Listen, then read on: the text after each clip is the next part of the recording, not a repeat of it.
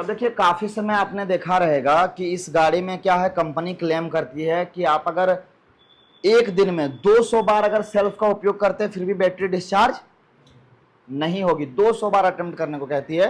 इतना powerful controller, इतना powerful ISG system इसके अंदर ऐड किया गया है। 200 बार अगर आप सेल्फ का उपयोग करते हैं जब भी इसकी बैटरी डिस्चार्ज नहीं होगी, क्योंकि सिस्टम इसके अंदर डिफरेंट तरीके से लगाया गया है।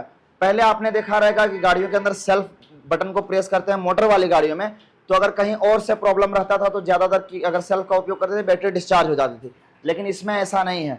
तो जब भी आपके पास रेडर आप गाड़ी आती है और स्टार्टिंग में ट्रबल करती है या स्टार्ट होती ही नहीं, तो उस समय आपको क्या चेक करना है कि आपने सेल्फ वाले बटन को प्रेस किया। क्लियर? उस समय ये कॉइल प्लेट के अंदर मूवमेंट यानी मैग्नेट घूम रहा है, उसके बाद भी हमारी गाड़ी स्टार्ट नहीं हो रही, तो क्या क्या चेक करेंगे, क्योंकि तो है नहीं गाड़ी में। सबसे पहले ये चेक करना पड़ेगा कि सीकेपी सेंसर का रीडिंग कितना है। हाँ, चेकिंग पॉइंट आप नए पेज में इसलिए लाया हूं कि कभी स्टार्टिंग ट्रबल गाड़ी करे तो क्या क्या चेक करना चाहिए। नोट डाउन कर लेंगे नंबर वाइज नंबर कि रेडर अगर गाड़ी आए और स्टार्ट ना हो तो हमें क्या क्या चेक ऐसा करना चाहिए। सबसे पहले क्या चेक करेंगे, सीकेपी सेंसर, क्योंकि जब हमारी गाड़ी जो है स्टार्टर को रन कर रही है उसके बाद भी स्टार्ट नहीं हो रही है, यानी सीकेपी जो क्रैंकशाफ्ट पोजीशन सेंसर है, यानी सीएस यानी क्रैंक एंगल सेंसर है, जो पिकअप कॉइल है, वो सिग्नल जो है प्राप्त मात्रा में उसे नहीं मिल रहा है ईसीयू को। सबसे पहले क्या चेक करेंगे, सीकेपी सेंसर की उसकी रीडिंग क्या है, और उसकी रीडिंग कितनी होनी चाहिए। गाड़ी पे डिपेंड नहीं करता है, टीवीएस ने इसके अंदर ओल्ड सेंसर का उपयोग किया है। यानी आपका कंफ्यूजन यहां भी क्लियर कर दूं कि टीवीएस की आईएसजी के अंदर नॉर्मल इस तरह से पिकअप कॉइल का उपयोग किया गया है। किस तरह से? आपने एक्सेल 100 में देखा रहेगा ना कि अगर उसके अंदर सिल्वर आईएसजी लगा हो, समझिए बात को, एक नीचे एकदम नीचे जाइए और नोट डाउन कर दीजिए कि अगर सिल्वर आईएसजी लगा हो तो उसके अंदर लगा रहेगा hall effect sensor. Silver ISG में अंदर लगा होता है हॉल इफेक्ट सेंसर। और अगर ब्लैक आईएसजी कंट्रोलर लगा हो तो उसके अंदर आपको हॉल आईएसजी कंट्रोलर लगा हो तो उसके अंदर आपको देखने को मिलेगा hall sensor, hall effect sensor. नीचे लिखिए फ्रेश करके, क्योंकि अभी बीच में बहुत सारे ऐसे पॉइंट हैं जिसको कवर करना है। सिल्वर आईएसजी में हॉल इफेक्ट सेंसर लगा होता है और उसके खराब होने से गाड़ी सेल्फ नहीं लेगी, चलते चलते बंद होगी। और कोड कितना आएगा, कल ही तो बताए थे यार, अभी भूल गए तो फिर 24 आएगा एरर कोड। तो 24 लिख लीजिए, नोट डाउन कर लीजिए कि हॉल इफेक्ट सेंसर खराब हो जाता है तो एरर कोड 24 आएगा। और वहीं ब्लैक आईएसजी कंट्रोलर लगा हो तो उसके अंदर हॉल इफेक्ट सेंसर नहीं होता है जी। ब्लैक वाला में आईएसजी नहीं होता, सिर्फ पिकअप कॉइल, और सिल्वर वाले में आईएसजी के साथ साथ पिकअप कॉइल लगा होता है। ब्लैक आईएसजी कंट्रोलर लगा हो, आराम से लिखिए, बहुत टाइम है अभी मेरे पास, एकदम क्लियर करके जाते हैं इस कॉन्सेप्ट को। ब्लैक वाले में एक नॉर्मल सा अगर आप एक माइंडसेट रखते हैं कि अगर ब्लैक वाला है तो उसके अंदर एरर कोड 24 ब्लिंक करेगा ही नहीं, और सिल्वर वाला है तो उसके अंदर आपका 24 एरर आ गया तो आपका हॉल इफेक्ट सेंसर खराब है। क्लियर? तो सिल्वर वाले में आपको हॉल इफेक्ट सेंसर मिलेगा, ब्लैक वाले में आपको नहीं मिलेगा।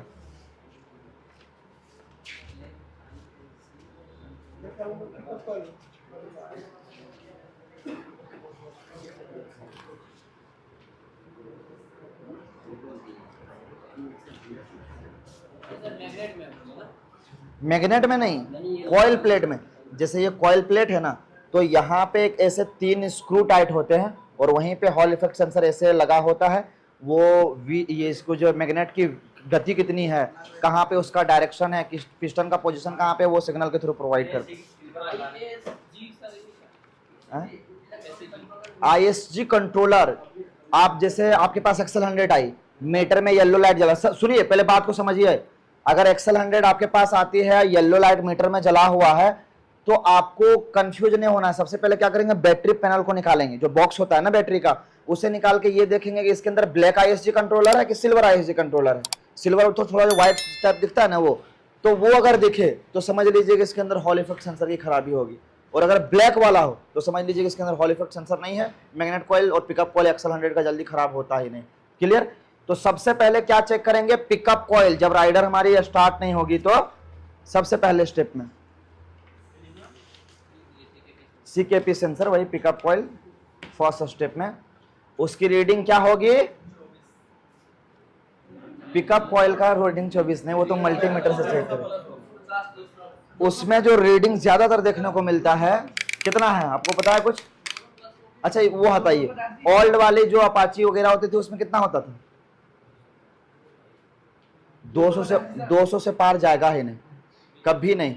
150 टू 200 ओहम, तो ज्यादातर गाड़ियों में 145 देखने को मिलता है। 145 नोट डाउन कर लीजिए। और वैसे जो रीडिंग का रेंज रहेगा, क्योंकि आप हमको पता है आप लोग जब चेक करेंगे गाड़ी का इंजन गर्म रहेगा, रीडिंग बढ़ जाएगी। तो जब भी चेक करना हो 25 डिग्री सेल्सियस पे चेक करेंगे और रीडिंग 50 टू 200 ओहम का आप समझ लीजिए। कम से कम 50 और ज्यादा से ज्यादा 200 ओहम का रीडिंग उसके अंदर होना चाहिए। कलर कोड भी लिखवा दूं, कलर कोड उसमें रहेगा, ब्राउन कलर का एक वायर रहेगा जिसमें आप पॉजिटिव टर्मिनल ऐड करेंगे, और व्हाइट कलर का जिसमें एक वायर रहेगा जिसमें आप नेगेटिव टर्मिनल मल्टीमीटर का ऐड करेंगे। ब्राउन प्लस व्हाइट कलर जो है पिकअप कॉइल यानी सीकेपी सेंसर का वायर मिलेगा। मैं पीडीएफ में आपको दिखा देता हूं। 50 टू 200 ओम नहीं दिखेगा, कोई दिक्कत नहीं, उसमें आप कहीं भी लगा सकते हैं। लेकिन कंपनी कहती है कि जो है ब्राउन वाले वायर में आप रेड प्रोब को ऐड करेंगे और ब्लैक वाले, ये जो व्हाइट वाले वायर में ब्लैक प्रोब को ऐड करेंगे करेक्ट रीडिंग के लिए। हाँ टीवीएस की क्या जी, brown plus white, brown plus white. TVS की कोई भी गाड़ी, सही तो बता रहे हैं, टीवीएस की कोई भी गाड़ी हो सब में सीकेपी सेंसर का एक ही वायर रहेगा, brown plus white colour. Clear? दूसरे स्टेप में अगर हमारी गाड़ी स्टार्ट नहीं हो रही है तो क्या चेक करेंगे, वो है कंप्रेसर। कंप्रेशन चेक करना बिल्कुल जरूरी है, और कितना होना चाहिए ये तो पता करना बहुत टफ है उसके अंदर, क्योंकि हमारे मैकेनिक भाइयों के पास प्रेशर गेज ज्यादातर नहीं होता है, और जिनके पास है वो भी मेथड नोट डाउन कर लेंगे। 150 टू 170 psi का प्रेशर होना चाहिए कंप्रेसर का, 150 से 170 psi का प्रेशर होना चाहिए। या फिर इसका एक शॉर्टकट तरीका मैं बता देता हूं, अगर गाड़ी स्टार्ट ना हो तो कैसे चेक करना है, आप लिख लीजिए 150 से 170 psi का प्रेशर होना चाहिए उसके अंदर कंप्रेशन का। जो उसके अंदर गेज क्या है ना, किक तो है नहीं, तो बंदा क्या करेगा, सेल्फ उपयोग ही करेगा।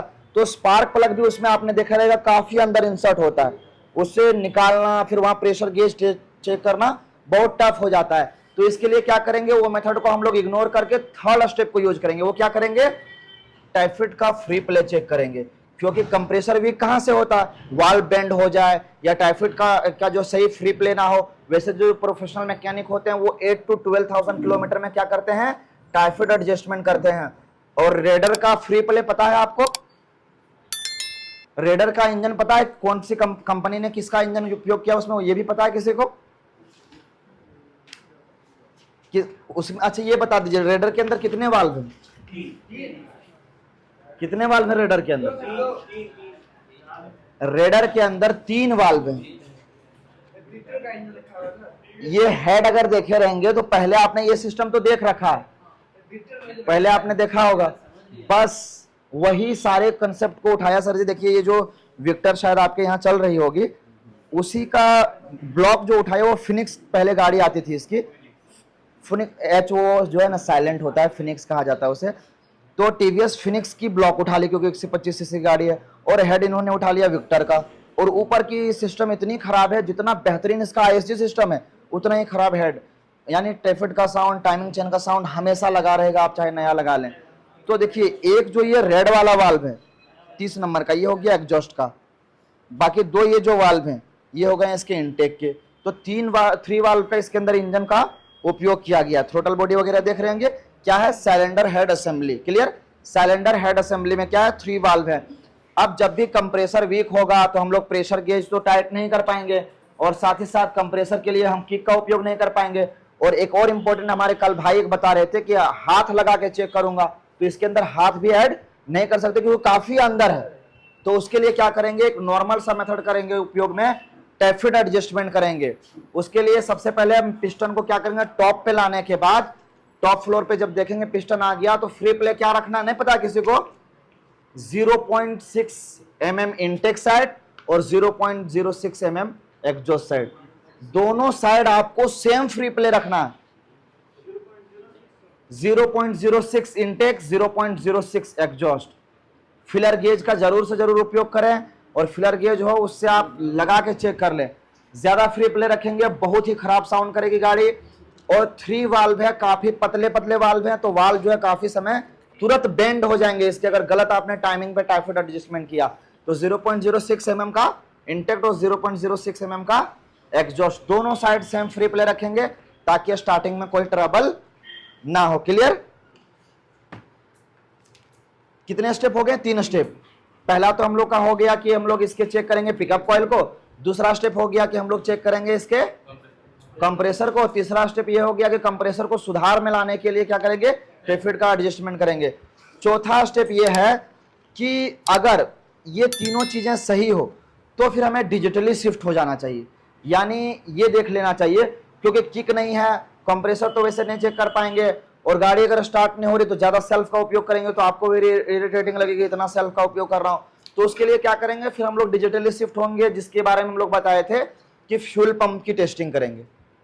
2 फेस का पंप लगा हुआ है, सबसे पहले उसके अंदर इनपुट वोल्टेज चेक कर लेंगे। आप सिर्फ मेथड लिखिए, बाकी तो मैकेनिज्म तो आपको पता है कल वाली वीडियो में मैंने। तो फ्यूल पंप की टेस्टिंग कर लेंगे कि पंप का प्रेशर सही है या नहीं, चौथे स्टेप में जी। 5वें स्टेप में इसका इंजेक्टर चेक कर लेंगे।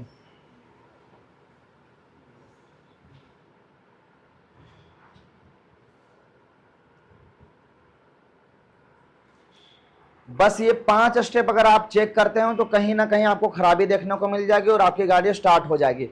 छठा एक और मैनुअल चीजें हैं जिसे आप नहीं नोट डाउन करेंगे फिर भी चलेगा, वो सभी मैकेनिक चेक करता है, वो है स्पार्क प्लग। लेकिन हमें क्या है, इग्नोर नहीं करना है। हो सकता है कभी शॉर्ट पड़ गया हो ज्यादा, क्योंकि कस्टमर क्या करते हैं, किक नहीं तो ज्यादा सेल्फ का उपयोग करेंगे, और कहीं और किसी दूसरे चीजों मैकेनिज्म में प्रॉब्लम होगा, ज्यादा सेल्फ का उपयोग करेंगे तो क्या होगा, इंजेक्टर टाइम टू टाइम ऐसे छिड़काव करते रहेगा तो फिर ज्यादा ओवरफ्लो होगी, गाड़ी का स्पार्क प्लग शॉर्ट हो जाएगा। तो एक स्पार्क प्लग भी हम लोग नोट डाउन कर लेंगे। क्लियर?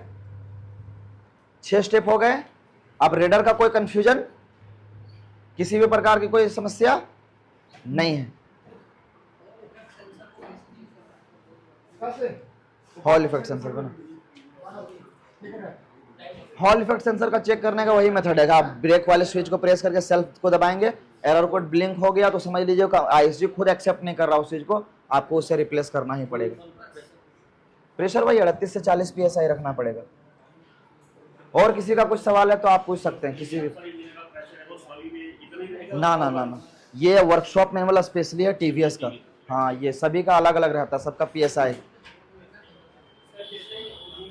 प्लग अभी जहां पे लिखे ना वहां पे गैप भी आप टीवीएस का थोड़ा डिफरेंट कर दीजिए, किक नहीं है गाड़ी में तो 0.9 से 1 mm, 0.9 से 1 mm। पहले आपने क्या देखा था नॉर्मल गाड़ियों में 0.06 mm से 0.8 mm का होता था, लेकिन यहाँ पे प्लग का गैप थोड़ा सा बढ़ा दिया कंपनी ने, 0.9 से 1 mm कर दिया है। PDF में यही दर्शाया गया है आपको।